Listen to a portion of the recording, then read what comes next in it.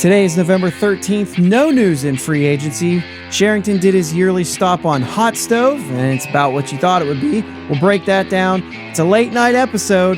Buckle up. This one could have some energy. It's the Bridge to Buctober podcast.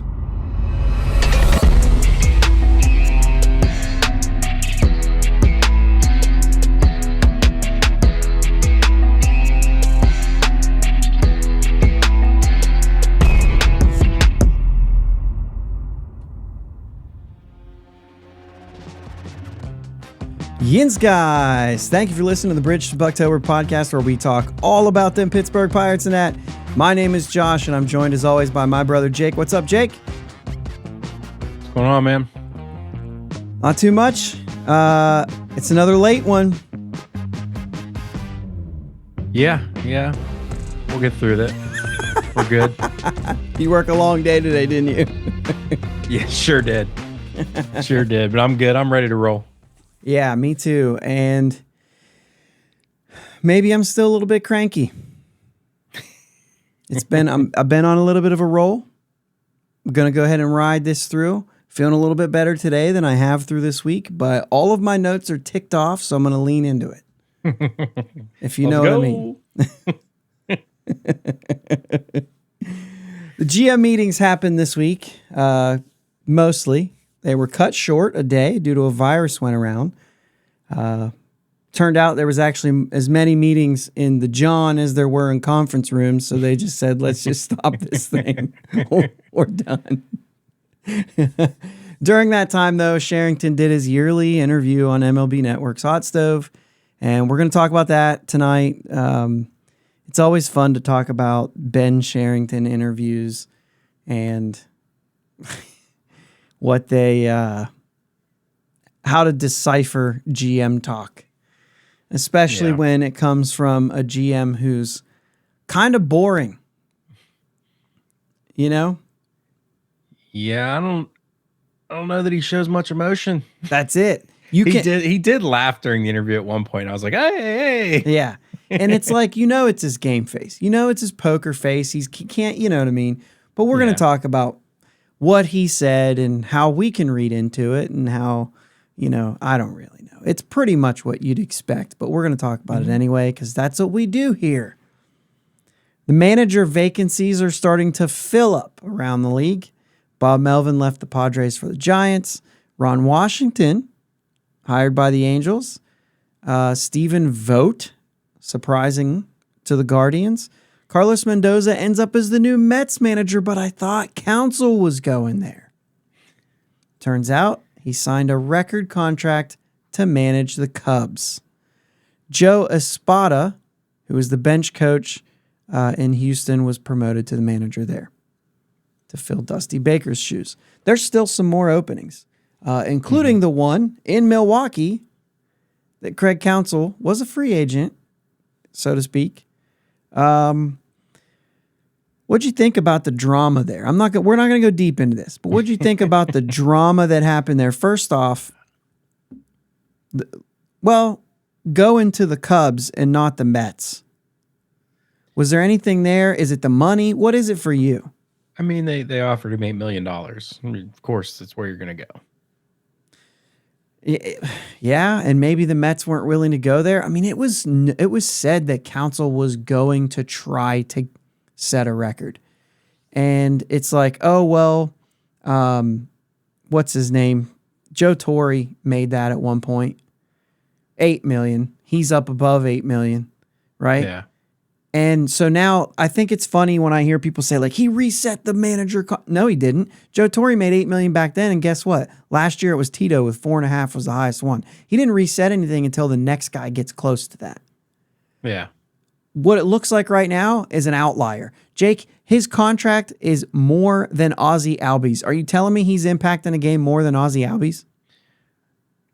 No, I'm not. I kind of secretively had a little bit of respect for Craig Counsell as a manager. Like I liked it. I liked him. Sure. He's good. He's good. And I was like, I like him as a manager. I think he's doing a good job. All of this, man, I lost a lot of respect for him. Yeah. Just the way he went about it and his vocally just. I'm going to set a record. Bro, you didn't even win a World Series yet. I'm sorry. You can't be the best till you win a ring. Did he win a playoff series? I didn't look that up. I don't remember. I don't know if they've made it past the first round. I don't know. But, I mean, granted, they haven't, he's good. He's good. Yeah. But that amount of money, sure, whatever. I'm not going to get hung up on it. It's the way if somebody, yeah, it's the way he went about it. But also, it's the way that he went to the Cubs when they had a vacancy. And I'm sorry, you think you can just go from the Brewers to the Cubs and everybody's going to be okay with it? Right. When you're like a hometown guy for Milwaukee? No, they're ticked off. Mm-hmm. Even the owner said something like, we lost the manager, and actually, no, you know what? He lost us. When you got an owner saying things like that, you know what I mean? Or GM or whoever the heck said it, it doesn't matter. The thing is that one hit, and you're not loved anymore. You ruined it all. Yeah. All because you wanted to make the big bucks. I'm sorry. That to me, I get it. It's not about it's fine. If they want to pay him that and he thinks he's worth that and they think he's worth that, then he's worth that. That's all there is to it. But he's making more as a manager than he ever did as a player. Oh, this contract is double what he made as a player. Mm-hmm. Almost double. It's wild. Anyway, that's drama. It's crazy. And, I'm just shocked the way that it went down. And yeah, I'm a little, it rubbed me the wrong way. And now he's at the Cubs, which is great because now he can just continue to rub me the wrong way and I don't have to like him. Yeah. So let's get into some things here. Ke'Bryan Hayes did not win the Platinum Glove Award. If it was going to happen, it had to be Tatis, right? Couldn't have been anybody else. He did have a great year, and he's popular. And if we keep using fan votes, this is the way it's going to go. But it's not like he doesn't deserve it. Like if you look at we like to call out defensive runs saved because Ke'Bryan leads the world in defensive runs saved when he's playing. This year, he was behind Fernando Tatis. Tatis found a home in right field. He's a very good player, or very good defensive season this year, we'll say. Coming from a guy who really wasn't that good at short, to go out there and, he's still got a hose, right? Figured out that right field was a good place for him. We've got a couple players with hoses that could figure out right field's a good place for him. And neither one of them want to do it. So maybe this will help. I don't know. Awards go out this week. I don't think we're concerned about any of those this year. We're not going to do picks. We've got too much to talk about for one, but also we've got nobody in here, so I don't really care to. But some notable things coming up this week before we get into the Cherington stuff. Tuesday, the 14th, players who received a qualifying offer have until 4 p.m. to accept or decline the offer. Rule 5 protection deadline is the 14th. Next week, we'll have some decisions to react to. Like I said, we've got a lot to go into today. I'm going to say 3 names. You say if it's all right. Braxton Ashcraft, Sung-Jae Chang, Jace Bowen, maybe? Those are the 3. Right? I don't think... Jace Bowen, I'm on the fence. There's a lot of... Yeah. I'm on the fence there. About him right now. Yep. Had a good winter or fall league. Good season, but you know what I mean? There's 3 spots available on the 40-man. So, nothing would need to happen. You can let that play out later, all that stuff. So it is what it is. The 17th, which is Friday, is the non-tender trade deadline. Contracts must be tendered to arbitration-eligible players. We have some of those. Non-tendered players become free agents with no waivers. They're just immediately free agents on Friday if they don't have any kind of... You don't have to set your arbitration numbers to them. You just have to tender them some sort of contract. So that's it. So you'll probably likely see a bunch of signings happen. And basically, we'll get into those next week. But there'll be some movement this week, basically. Yeah. I think once these qualifying offers are accepted or declined, I think there's going to be some movement on maybe 1 or 2 big free agents, but I don't know anything. You got anything with any of that? No, not You ready really. to get into Cherington? Yeah. All right. In a nutshell, so he goes on Hot Stove. If you're unfamiliar with Hot Stove, it's kind of like this morning show on MLB Network. It's Matt Vasgersian and Harold Reynolds most of the time. Who was on there this week? Was it? It wasn't those two. It was What the heck's his name? Ahmad. I forget his Admin. Yeah, I can't remember forget his it. name. Yeah. And then who was on there Jake with Peavy. Jake Peavy? Jake That's Peavy. right. It was Jake Peavy because they did the whole talk about the World Series and that with Cherington there. So anyway, as a summary, in a nutshell, anything that you didn't expect, or anything that you thought like, oh, I didn't, you know what I mean? Not really. Kind of stood out. No. A lot of what he said was pretty standard. I don't really think he unlocked anything for us as if he ever has. He really hasn't. There were a couple things we can kind of unpack. A theme for this episode might be that I'm in a mood, so that's not going to change here. We're going to get started into that pretty quick. But if you were overly critical of the things that he said in this interview, I think you're just reaching for something negative to say, man. This was really pedestrian in my opinion. GMs should not show their cards. They don't have to say much. Cashman just got drilled in New York for saying too much. Yeah. Basically, he opened his mouth and said, I think this team is good, and it's been nothing but a barrage of hate going his way. And I'm going to tell you something, man. Their team is pretty good. They all underperformed this year. Yeah. So he has a right to say they're good. Yeah. But he also said they're good. But anyway, the point is that Cashman got drilled for saying anything. He let it kind of come out without his prepared talk. Right? I mean, we're at the very beginning of the interview. They started off with, man, I really like your Homestead Grays shirt. You know what I mean? And Yeah. you could tell Cherington right there was like, I didn't have that question prepared. Because there was like I know there's a delay anyway in those interviews. And so it kind of feels like he wasn't laughing when those guys were laughing at certain times. But then it was like, oh, well, there is a delay. Yeah. But he just said, yeah, it's part of our history in Pittsburgh. They got a rich history of baseball. And it was like, wow, it's boring. You could have said like, yeah, representing or something like that. You know what I mean? Like, Yeah. But you could tell he wants to talk about things that he prepared to talk about. Right. And I just thought, man, that was a good indication of that. So what did he say? Where you want to start? O'Neal Cruz. Let's start with O'Neal Cruz. I think this is I think when I wrote my notes, it was kind of in order with the way he did it. Yeah. Not much. He talked about Cruz coming back and that he's excited about it. Just a little was said about Cruz getting time in the Dominican Winter League, Lidom. I think it's how you say it. But it sounded to me like they want to get him some time down there to see game action, when I think it was reported that Cruz has asked to play down there.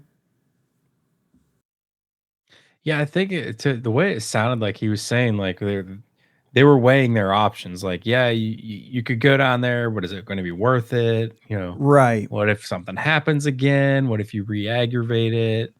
I think so they're trying to make the right call. Yeah, and I think it's one of those things where like if it was really like he's asking to play, he's in Bradenton right now, so he would just tell them like, I want to go down there and play.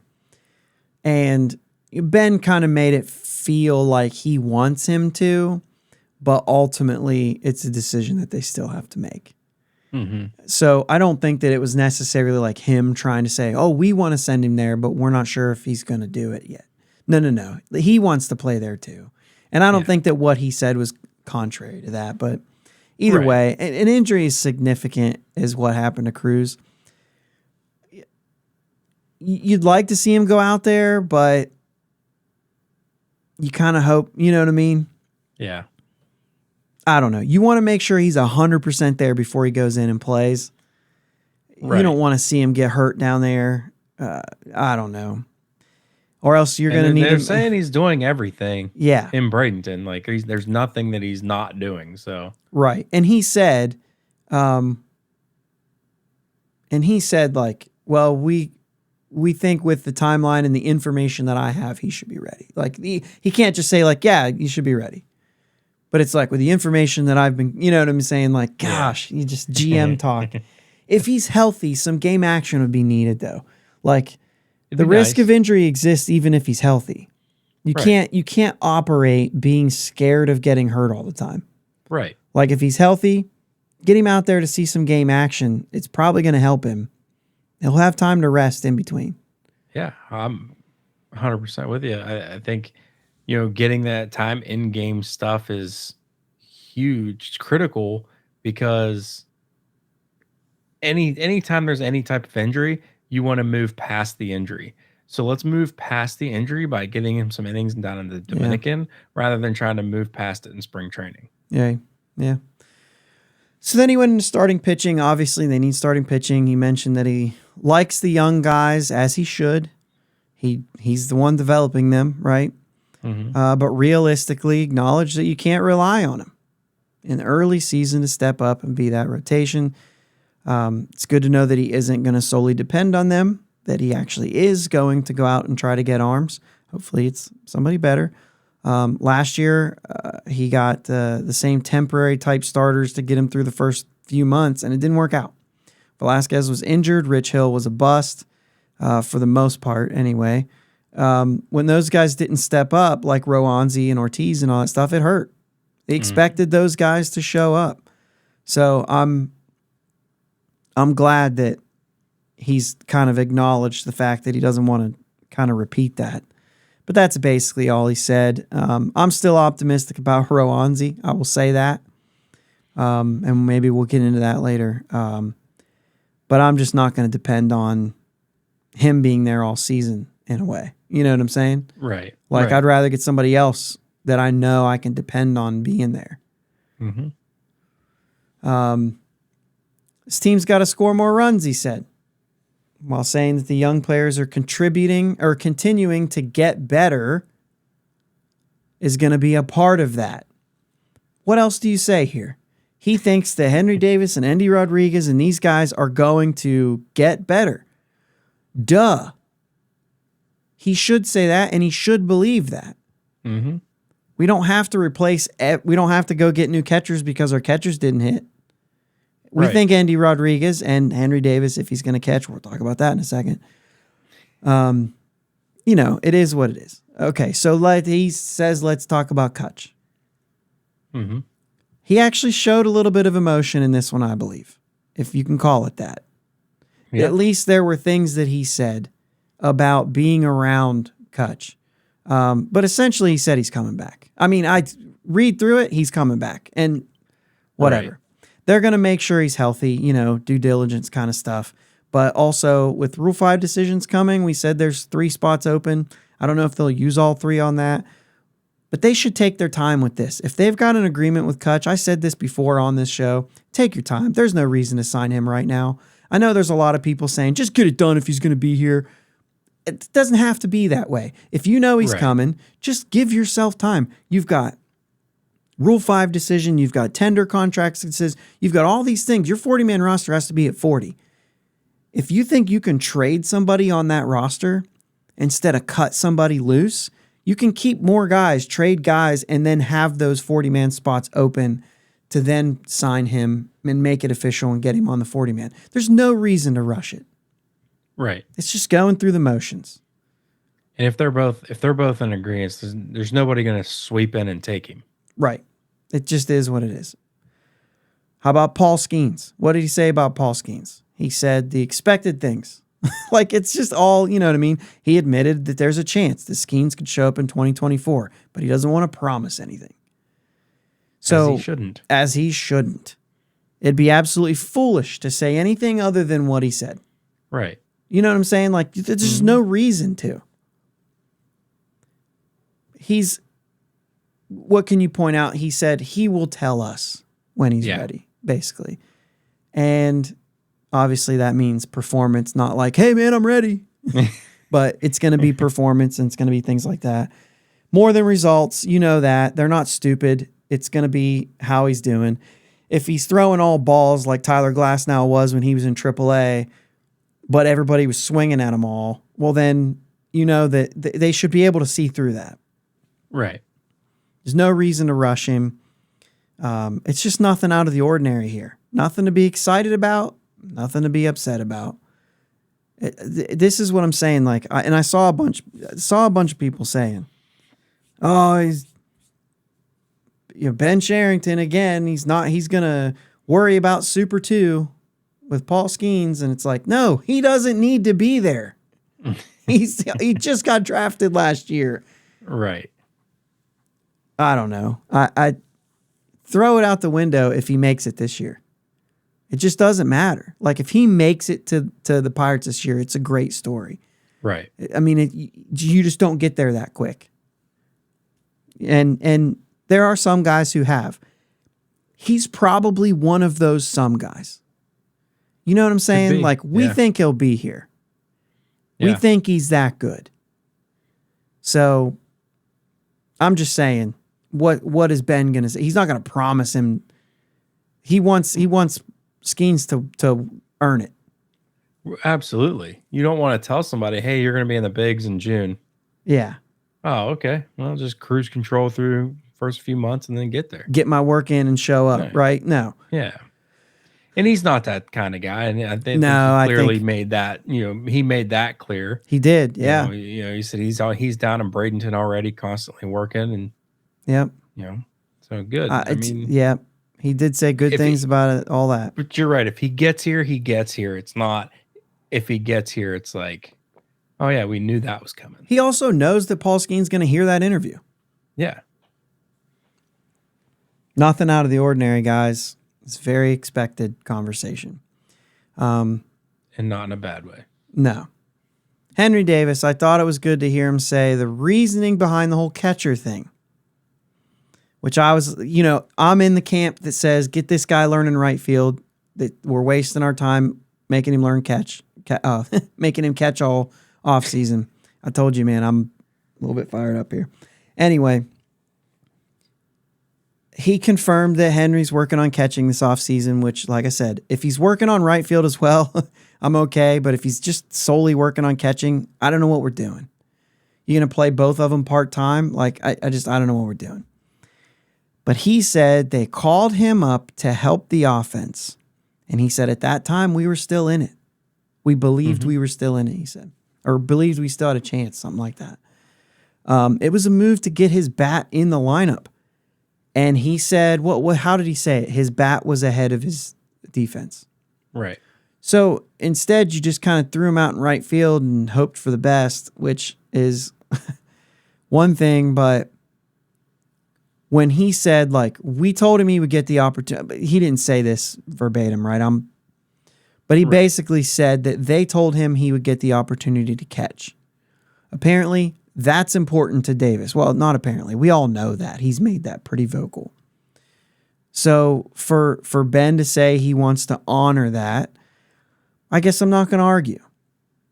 Player-centric, right? That's what they've been talking about. This is a good example of player-centric, where they're saying we want to put each of these players in their best position, but also, like, if you got a guy who's dead set on something, then you want to try to give him that opportunity as much as you can.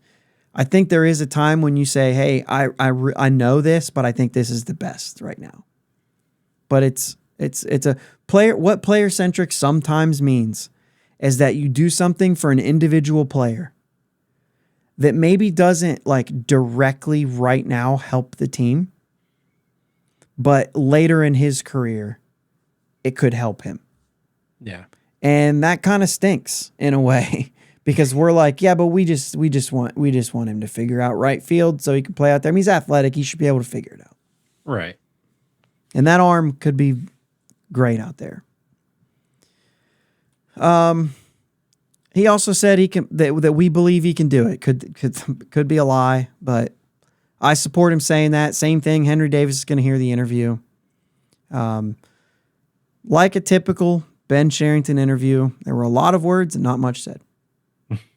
You know what I'm saying? You can be critical of that, or you can just say, that's the way it is. Me personally, that's the way it is. Get over it, man. He's not going to come out with some crazy thing and be like, yeah, we're gonna do this and this and this and this. I mean, you just don't show your GMs just don't show their cards. The problem with Ben Cherington is that he doesn't show emotion either. He doesn't show any kind of emphasis on anything, which makes it incredibly boring and whatever. I just had to break it down through those things to hear what did he say about him. And I listened to this interview probably 6 times. Kept playing him, kept watching him answer questions, kept digging through what he was saying because I was like, I just don't have I mean, it was, like I said, it was pedestrian. Yeah. Anyway. All right, let's move into free agency. I mean, we see all the takes. We see what everybody's saying. We see what all the predictions are for who's going to go where and whatever. If the Pirates are going to make a splash anywhere, if they're going to make a splash anywhere and go sign somebody that is a bona fide real deal type guy, it's gonna be surprising to most of the league. So if they're not in predictions, who cares? Because it's gonna be surprising to those people. Probably surprising to a lot of listeners of this podcast. Because maybe you don't. Maybe you're out there saying we need to do something to make an impact. We need to really fill in this hole and fill in that hole. And then you go and you say, let's sign X guy. And it's like, ugh. How did you say you wanted to make an impact and yet you shot low? Yeah.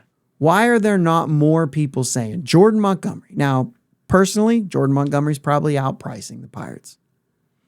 Realistically. Yeah. He's probably above there. Qualifying offer guys, probably out. Right? If you're out there saying Blake Snell, not going to happen. First thing, qualifying offer. Second thing, he doesn't pitch innings. He never faces the lineup the third time through. Yeah. And you were just about to say it, right? One of the things that we need are innings. We need guys to go out there and pitch innings. We can't have guys coming out every fourth, fifth inning. I mean, that guy doesn't even know what the 7th inning looked like last year. One time, I think he went in the 7th inning. What was the number? He faced 4 hitters a third time. Was it something crazy like that? Maybe 12? It was very low. Yeah. And he'll win a Cy Young for it. He was great. And if you have a staff that goes deep, then he can be great for you by not going deep. Yeah.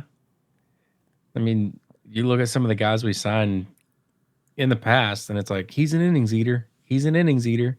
He's an innings eater. Yeah, and I think... And it's not necessarily like, we're not looking at the innings eater aspect as much as we're just looking at, can he pitch innings, quality innings? Well, yeah, and I we're think like, this dude he can go out there and throw innings. 100%. And that's the big thing is, yes, you do need innings. That is very, you need a guy to go out there that's not injury prone and also that pitches, a little bit deeper into games sometimes, or at least gives you an opportunity to do that. You know what I mean? A guy who you think he's going to go out there and throw 150 plus innings this year, 170 innings. That'd be, you know what I'm saying? That'd be ideal to go get a guy like that. And I mean, I don't know. I mean, I'm sure that Blake Snell pitched 150 innings, right? I mean, he had to. Yeah, he pitched 180 innings. So when you look at the bulk of that, right? He made all 32 starts. So he pitched the innings when it comes to that, right? It's just that wear and tear on your bullpen because he doesn't go deep into games. But he got all his starts. So he would qualify here with 180 innings. He would qualify as a guy who is reliable to go out there and pitch innings, right? Yeah. I think for what we're looking for is not a guy who has to come out before he faces a team a third time. In order for him to have a 2.25 ERA and be worth the money that he's going to make, that's how you have to do it with him. Yeah. He's not going to face him a third time through. Anyway. So let's talk about some of the guys that we think really we should be talking about, that the Pirates should be targeting, realistically targeting. Mm-hmm. And I'm going to start with the biggest and most impactful one, Eduardo Rodriguez. Do you have any objections to that? Absolutely not. So like I'm not crazy. I'm not coming out here saying, he's got no qualifying offer. He's a left-handed pitcher, which is big time, which is why people are saying Blake Snell and Jordan Montgomery, and that makes sense. Those are good things. I just think that they're not realistic. I think they'll be up there. Yeah. But Eduardo Rodriguez maybe is just falling right under them. Not to mention Aaron Nola, Yamamoto, even Stroman probably gets more attention in a way because of the fact that he's, maybe a little bit on the higher price side. Yeah. But this should be target number one, in my opinion. The fact that he's left-handed, if they can be aggressive while the top end of that stuff is getting figured out and go in there, we think he did say that there's no geography, like we said before, where he turned down a trade to the Dodgers to stay closer to his family. Him and his agent came out and said, geography's not a thing. I'll sign anywhere.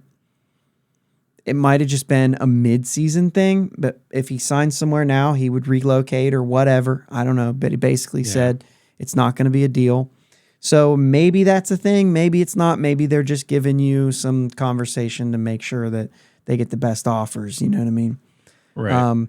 But also there's a little bit of it that, that makes you think like LA versus Detroit. Nobody's paying attention. He was in Boston before. It was a big deal. Everybody was paying attention to him. Maybe he likes that. And so you kind of wonder if maybe that's a good fit there. And maybe I'm reaching. Maybe I'm totally reaching. But I just feel like they should be aggressive after a guy like this. Left-hander just reminds me of guys that have been like a Liriano, you know what I mean, who's been really good in Pittsburgh. Mm-hmm. And I think as a lefty, I think that'd be a great fit and still one of the top-end guys who can slot right into that too, right behind Mitch. If that's where they're going. I just don't see them going out and getting an Aaron Nola to go in front of Mitch. I just don't see it happening. No. Not with the qualifying offer and the amount of money that he's going to get. It's just not realistic to me. It's going to be Eduardo falling in right behind him. And you know that in 2 years, Skeens is on top of both those guys. But talk about a 1-2-3 of Skeens, Keller, Eduardo. And then, my goodness, just fill out 2 more of all these guys we have. You know what I mean? Whether it's Oviedo or Roanzi or you start to go down. Priester, Jared Jones, even Luis Ortiz. I mean, let's not completely shut the door on this guy. Right. But then you can start talking about when does Bubba Chandler show up? When does Anthony Solomito show up? All of a sudden, you're saying, not all those guys are going to work out, but you only need 2 of them to. You know what I'm saying? Yeah. He'd be number 1.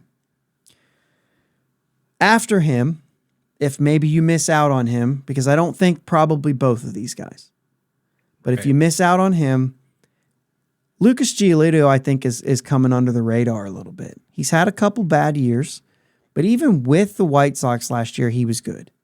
3.79 ERA with the White Sox before he got traded to the Angels, where pitchers go to die.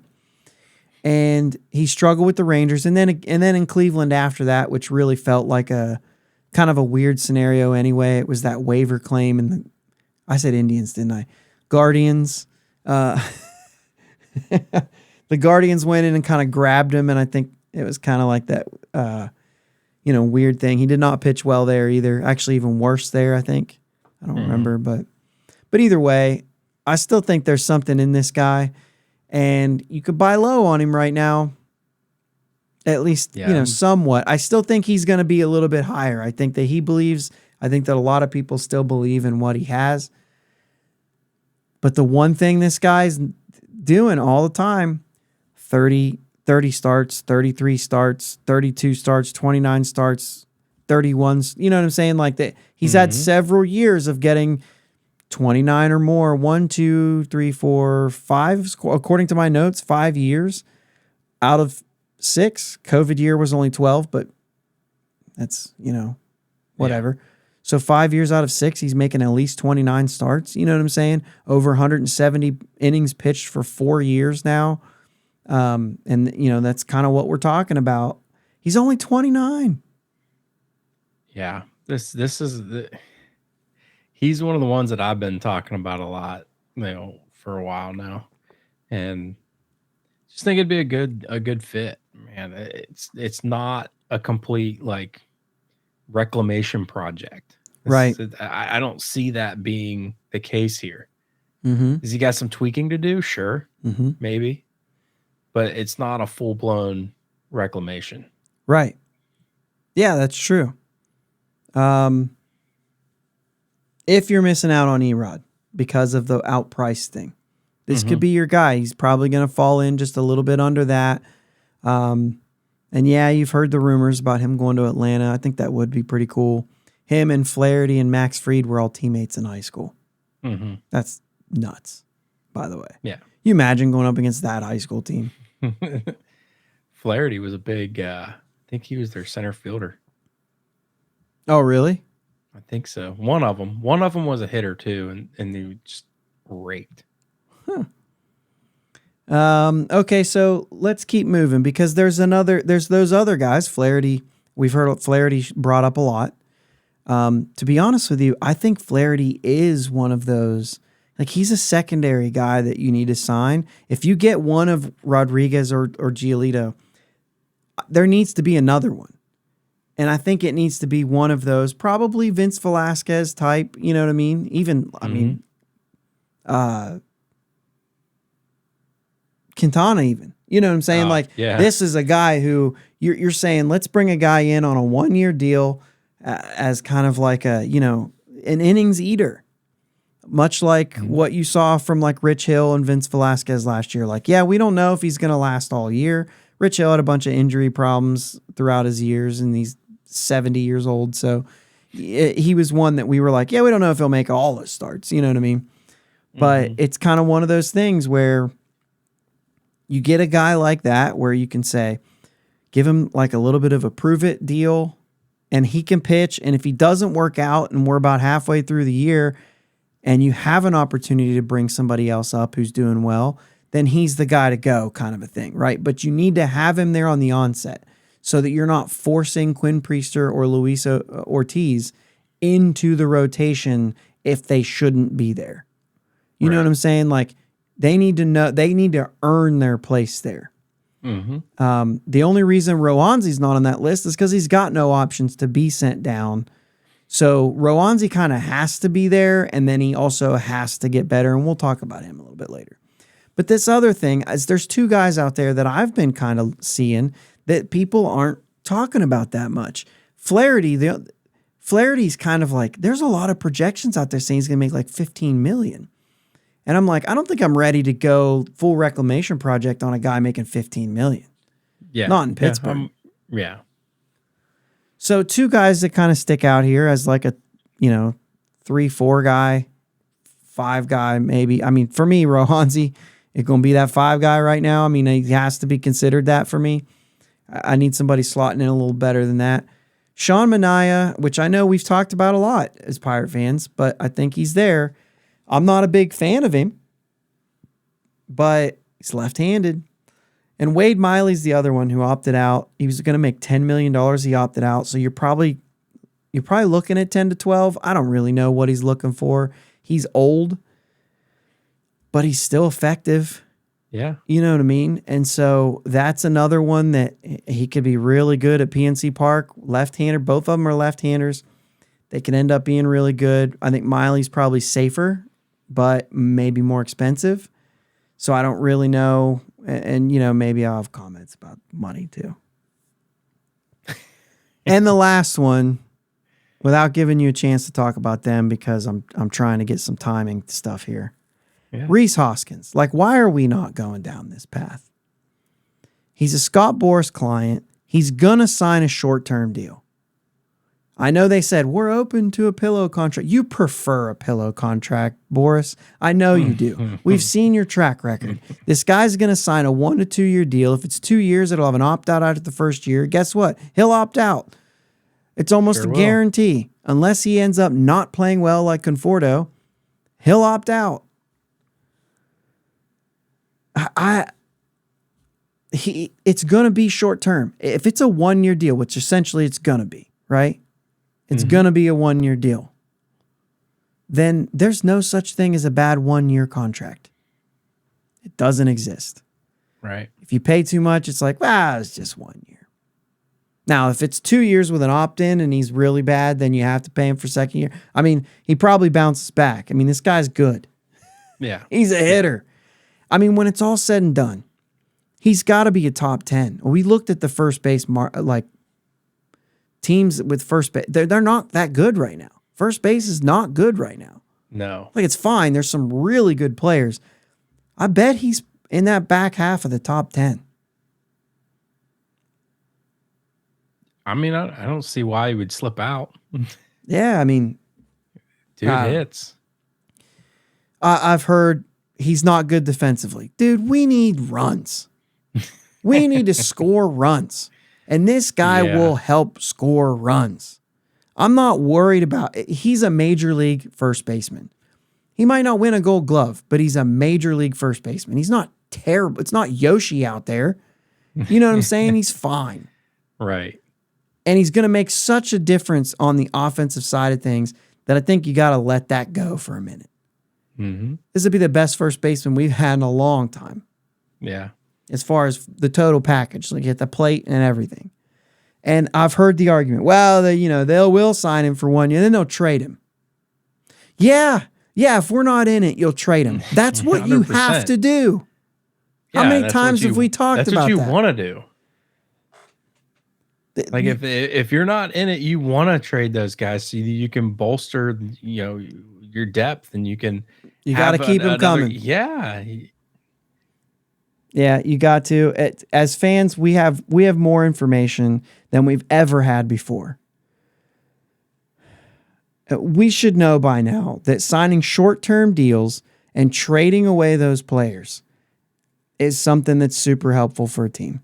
On one side, you get a solid bat, help your team win games for this year. If you're winning games, what a good thing to have.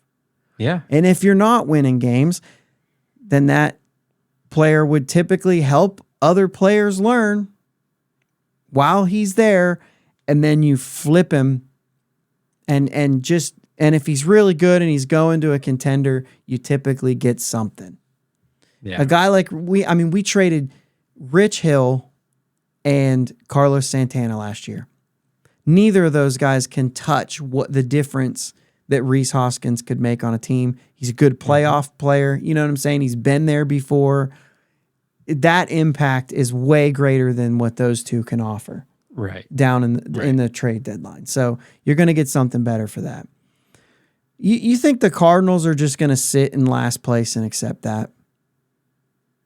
Absolutely not. Do you think that the Cubs have nothing to prove this year after signing the biggest manager contract ever and kind of finding their way back into it last year? You think the Reds are fake? When the truth is they probably have done it better and never sold everything off because they went out and signed guys like Castellanos and Moustakas while they were rebuilding. Yeah. To 3-4 year deals, whatever it was. And some say they're going to get Sonny Gray back. Maybe they do. They're not just going to sit around and not be good.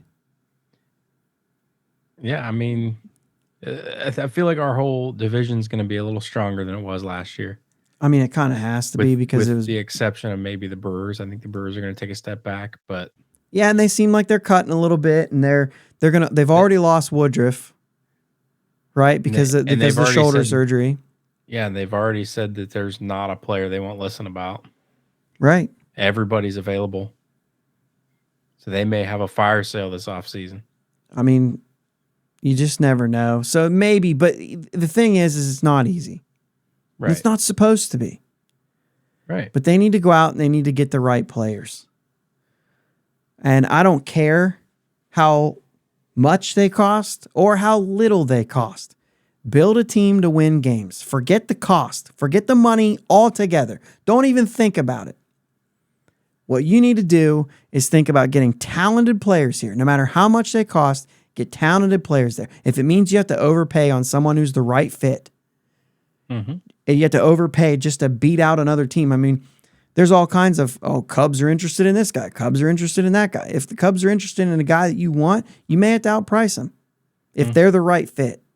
And obviously, we don't know that. That's our front office is the ones that got to figure that crap out. But the thing is like, I'm ignoring costs altogether, right? And don't ignore players because they cost too much. Don't ignore players because they don't cost enough. It's ridiculous to say, but it is true though, because people say like, oh, well, he's not proven or he's not been good. Say like Andy or something. Well, you plan on him being good. Right. Okay, so I'm not gonna be here to sugarcoat any moves. I'm not gonna pretend like I know better, and I'm not gonna be afraid to admit I'm wrong or just afraid to be wrong. Right? I'm just gonna share what I think, and if it's wrong, it's fine. But the thing is like I'm just tired of hearing whatever it is. Oh well, they don't spend. They got to get to 100 million to win. That's ridiculous. Like a magic number. If you get to that number, the guys that you signed were the right guys. Like you go get the right guys. If it's 150 million in order to do it, then I don't care, dude. Build a team, no matter how much they cost or don't cost. Build a team that's going to fit with your plan and what you're doing. Yeah. And go out there and win games. Let's talk about a problem that we have. And that we've been hearing a lot about. Okay? We have a young player issue right now when it comes to talking about your team. And I guess I'm just getting sick of hearing about who enter player name here is. Okay? Like, that's what you can expect from this guy. I don't know. Let's talk about any of our guys. Let's talk about Johan Oviedo. When you say you never know what you're going to get, you're right. Like you did not know what you were going to get. Keyword, did not. He's young, right? Every season, he has the ability to get better. Here comes a broken record if you're getting ready for it. He has the ability to regress too. But the thing is that they typically get better. History tells us that they typically get better as they go. If Oviedo pitches like he did last year in every season in the MLB, he'll have a job in a rotation as a 4 or 5 guy. Because the games that he's awesome, that's great. He helped us out. The games that he's not, we kind of saw that coming. He's still a major league pitcher. Yeah. Right? Does he have a job in this rotation? Yes, we've got nobody else. You're not going to go sign a pitcher to take his place unless you're trading him away. Right. That's just not going to happen. He will be there. Count him in pen, if you want. When Cherington makes his comments about his young pitchers, he's right. You can't block them. You have to figure out a way, though. It's conditional, right? You have to create a plan that pushes for a battle. You can't just say, well, they've got jobs. Oviedo's probably not in that battle, though. Unless he puts himself in that battle in the spring by being terrible. But you can't replace him heading into spring training not knowing that. Or else you're blocking guys. You want to give him the opportunity to get better. And I'm going to say the same thing. We're going to move right into Roansy Contreras. because it's the same thing as no options. And me and Yark, God bless that guy. We had a back and forth about Roanzi this week, and I'm calling Yark out because Yark's awesome. And he's a lot of fun to debate with. It's all in good, you know what I'm saying? Like it's a good sports debate. That's what sports are for, to debate. And Yark's good at it, and he's a lot of fun to do that. And I figure I can call him out because he's going to be like, yeah, that's fine. You know what I'm saying? Like he knows I'm not attacking him. I mean, it's kind of the thing. I like going back and forth with him a little bit because I know that there's, at least I think that there's like a little bit of respect going both ways. And he did little convincing me of this one. I think he put him and Bailey Falter on the same plane. That's not even close in my opinion.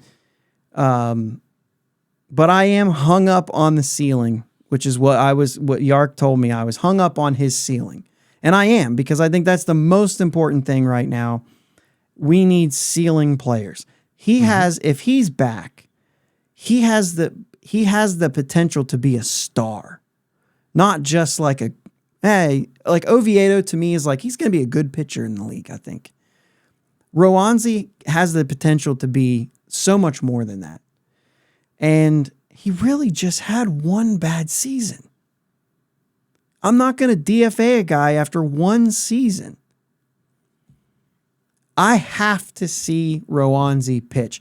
It may only last 2 months, because if I don't see anything in 2 months, I'm ready to move on. Only because it's that time.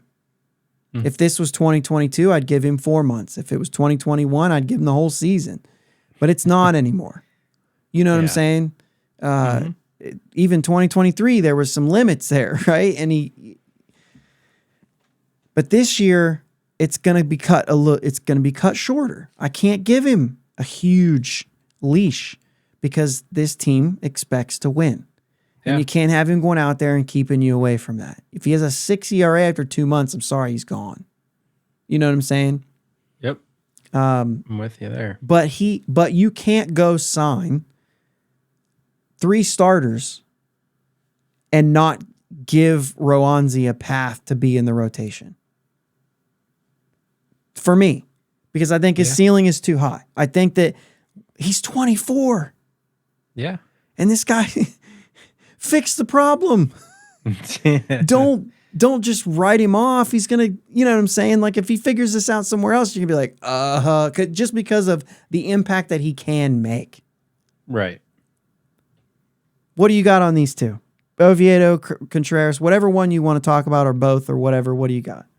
So the first thing I want to say is I put them on the same ceiling. I have them at the same ceiling. You think? Maybe I'm. You think I'm high on Roanzi? No, I think you're under on Oviedo. I think Oviedo has I think he's got the potential to be just as big of a star as Roanzi Contreras. I think they're both on like that 2 or 3 in any rotation when they're at their best. So I don't want to go on record saying that these two are both ace material. Sure, I get you. They're 2 or 3 guys. You know what I mean? And you put them in the best rotation you possibly can. They're both good 3 guys if they're pitching their best baseball. You know what I mean? And you think though on Roanzi though, you think though, because we went into 23 wondering who was going to step up as the ace, whether it was Keller or Roanzi. Like I had him, had he taken from where he was last year, had he taken another step and gotten even better, I mean, I had him on star level. Like he could have anchored this rotation in a couple of years. Now this was pre-Skeens. This is pre-Skeens draft. You know what I'm saying? But sure. And I'm saying like if he goes another level, and he regressed. Yeah. But yeah. So I don't know. I look at the makeup of Oviedo and I see the swing and miss, and like his physical stature is just a prototypical stud pitcher stature. tree trunks for legs, tall, just he gets down the mound so well. It's just all this stuff. I see star pitcher when I'm looking at him. Contreras, you see star pitcher when you're looking at him. So, I mean, I get what you're saying. I think you're underselling Oviedo just a tad, even though I don't think you're low on him by any stretch of the means. But I mean, the thing for me with Oviedo is, I mean, he's a major league pitcher. I'm not going to block him. Right. That to me, that's spending dumb money. But I think one of the things that you said was fix the problem. Yeah. And I think that's the problem in our organization right now. It's not, I think that development is a little bit of an issue. We kind of talked about this throughout the week, like some of these young guys, talking about these two pitchers, they're both young guys. You got to be able to develop that to translate it from AAA to the major leagues. Mm-hmm. We can't keep developing quad A players. We can't keep developing these guys who they're raking in AAA. We bring them up and they struggle. Mm-hmm. Well, but that should be okay. One of the things is, and I don't want to go down too much of a rabbit hole here because of timing and everything, but it's like we've got a organization stockpile full of like really good supporting players, and we don't have any Corbin Carrolls. Mm-hmm. You know what I mean? We just don't. So how do you can still have a good baseball team because we're going to have good players, but like you're going to have a lot of Neil Walkers out there. And Neil Walker was a good player, but he never made an all-star team. He never hit 30 home runs. He never won a batting title. You know what I'm saying? But he was a good player. Yeah, he's somebody you wanted on your team. You wanted him on your team. He was impactful. He could play that role. He hit fourth a lot, and it was fine because he was good enough. Mm-hmm. But McCutchen was the star. And then you had Marte, who was that second tier star, just a little bit better than that. And some other guys filled in here and there. But like guys like Neil Walker, and yes, say what you want, but for a short time, Pedro Alvarez. You know what I mean? Led the league in home runs for a season and, stepped up in certain ways and was good in the postseason. But you have those, Josh Harrison, those supporting player type guys. We've got a bunch of those. We don't have those upper echelon. It seems like you want Henry to be that guy. You want O'Neal Cruz to be that guy. I don't even think, Brian Reynolds is going to be that Marte type where he's able to make an all-star team. He's that good, but I don't know that he's that like McCutchen level. You know what I'm saying? Like, I don't know that we have that guy. And either way though, fix the problem. When we go back to that, if it's velocity, we got the same problem with Quinn Priester and Luis Ortiz, and we can say that stuff too. We can talk about them, and you can say, well, Quinn Priester's terrible. He's not terrible. He's young. He barely got a cup of coffee in this league. You know what I'm saying? He was a top 100 prospect. Yeah. I guess all the scouts who watch talent for a living and evaluate talent for a living were wrong about him then. Right? We know better because we work at Walmart on the night shift and see all the highlights from all the games, so we know that Quinn Priester's not going to be any good. Like, those kind of takes are garbage. He got a cup of coffee. Give him an opportunity. Luis Ortiz, he's a little bit different. He wasn't a big prospect, and then all of a sudden he came out of nowhere and he was throwing gas, and now he's not throwing gas anymore. So what do you do with him? I don't know. You find out if he can throw gas again. Fix that problem for these guys. Yeah. Why aren't we throwing the heat? Yeah. But that doesn't make these guys garbage players until they can do it year in and year out. Quinn Priester hasn't had a shot yet. Luis Ortiz had a really great year and then kind of regressed. And maybe Luis Ortiz just doesn't ever get that back. Right? But maybe he does. I don't know. But you just can't. He's got two options remaining. Use them. Nick Gonzalez, Leover Peguero, they just didn't get all of their opportunities. Ji-Hwan Bae took them all. Right? And I understand it. Ji-Hwan Bae has these things that nobody else can do. 24 steals last year We don't have guys that can do that. So they gave him the lion's share to say, if we could figure anything out, and he already has this. But Nick Gonzalez just, I mean, you could almost call what he had a cup of coffee. He just didn't get an opportunity to play.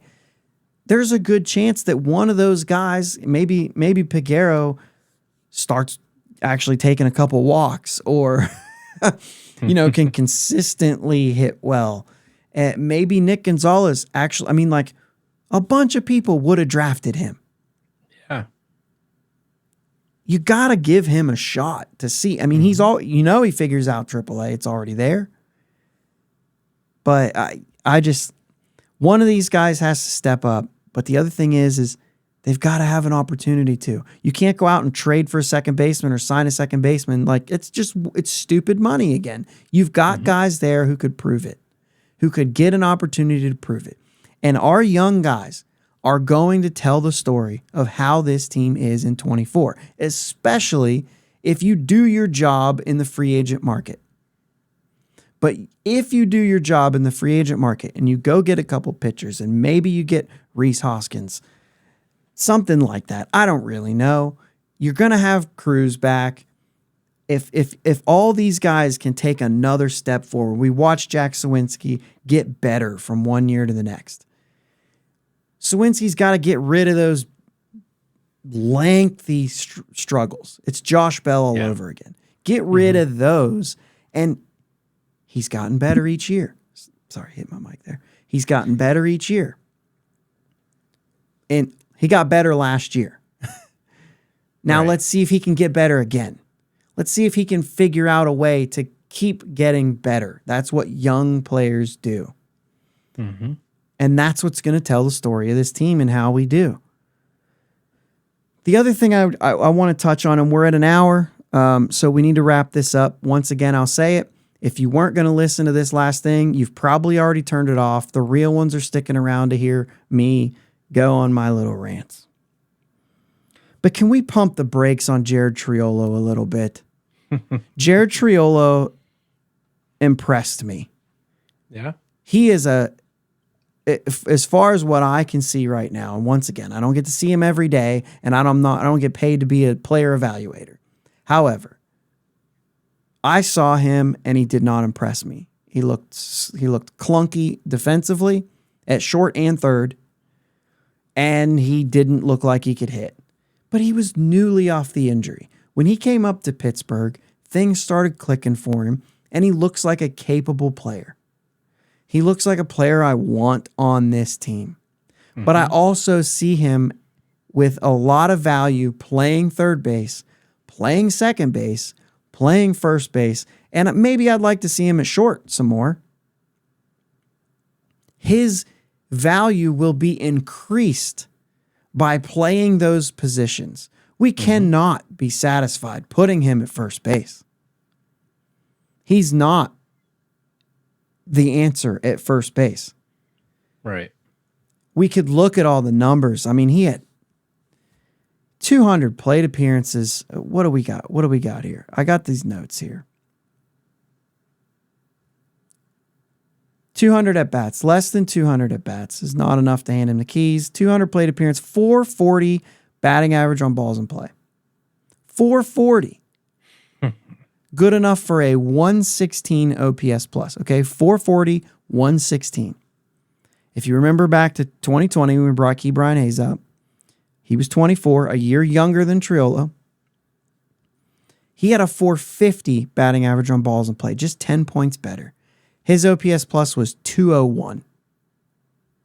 Did a lot more damage. Mm-hmm. And we know, because we've seen it, Key had some growth offensively. Throw some injuries in there. That's fine if you want to. That's fine. I mean, we're fans of Ke'Bryan Hayes here. Yeah. But it took him a couple years to really get that bat going. Maybe it doesn't take Triolo all that time. Maybe there were some things that Key did. But the point is like, we've seen this before. I think maybe pump the brakes a little bit. He's still going to go through his growing pains. Triolo would be an ideal bench player. Mm-hmm. And He could play all 4 infield positions. That'd be great to have. You can be plugging him in there. Eventually, he could win that second base job. I really believe that, especially when we're sitting here talking about Nick Gonzalez and Liover Peguero not stepping up and G1 Bay being 2.5 miles away. Triolo could win that second base job, but why give him the keys to first base without even entertaining going out and spending some money on first base on a guy who could thump? Yep. It just doesn't make sense to me. Pump the brakes just a little. Let's allow him to struggle a little bit, because I can see this from a mile away right now. What we're going to do is he's going to struggle next year, and you're going to say, it was a fluke. He stinks. Well, no, he's just going through it, man. You can't give a stereotype to players like Oviedo. Oh, that's his thing, man. You just never know what you're going to get. No, that was his thing at 24 years old in 2023. Give him a shot. Give him a shot to get better. These guys don't show up as the best version of themselves. Garrett Cole, look at Garrett Cole. Regarded as one of the top 5 pitchers in baseball right now. He had one good year in Pittsburgh. That's probably not accurate. He had one great year in Pittsburgh, right? He had one ace level year in Pittsburgh. And now he's ace level all the time. Right. You know what I'm saying? Like you still develop when you get here. There's still things that you can get better at. And I think we just need to pump the brakes on saying we know who this player is because this is what he did last year. Just slow down. Let's see how this works. All of these guys have the potential to just get a little bit better. Some of them have the potential to get a lot of bit better. Like Andy and Henry Rodriguez. Or Andy Rodriguez and Henry Davis. Their names shouldn't be similar. Those guys have the potential to get a lot better, right? Yeah. And maybe you get something out of Nick Gonzalez. What do you know what I'm saying? He doesn't have to be a world beater if he could be a good player. Mm-hmm. I think he has the potential. He could come out and be another Freddie Sanchez. I think his hit tool could be that good. Except the strikeouts, though. He's not going to get rid of those strikeouts. If anything, I think. I think some of them, but sure, you're right. But that's not. I don't think that. I think maybe more power, less 300. You know what I'm saying? I think that he can develop a little more of that gap to gap slugging than Freddie, but probably not for as high of an average. I thought drafting him. Yeah. But that's not what we've seen at all. You know what I'm saying? Right. Like he's not shown that at all, at any level that he could be that kind of a guy. You know what I mean? Yeah. So I think you kind of at this point you're banking on him being a 12 to 15 homer guy, hitting around 250 and playing good enough defense. I mean, if his defense can be as good as Neil Walker's, it's good enough. Mm-hmm. But either way, that's a fine player hitting 7th in your lineup. Right.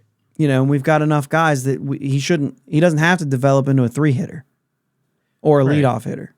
Mm-hmm. Either way. We got to wrap this thing up. Once again, Rule 5 decisions will be made this Tuesday. All players have to have a contract handed to them by Friday. We'll cover those decisions next week. Thanks for letting me blow off some steam here. If I said something that maybe struck a nerve with you, these are my takes. They could be just as bad as yours, depending on who you're listening to. So, I'm not worried about being wrong.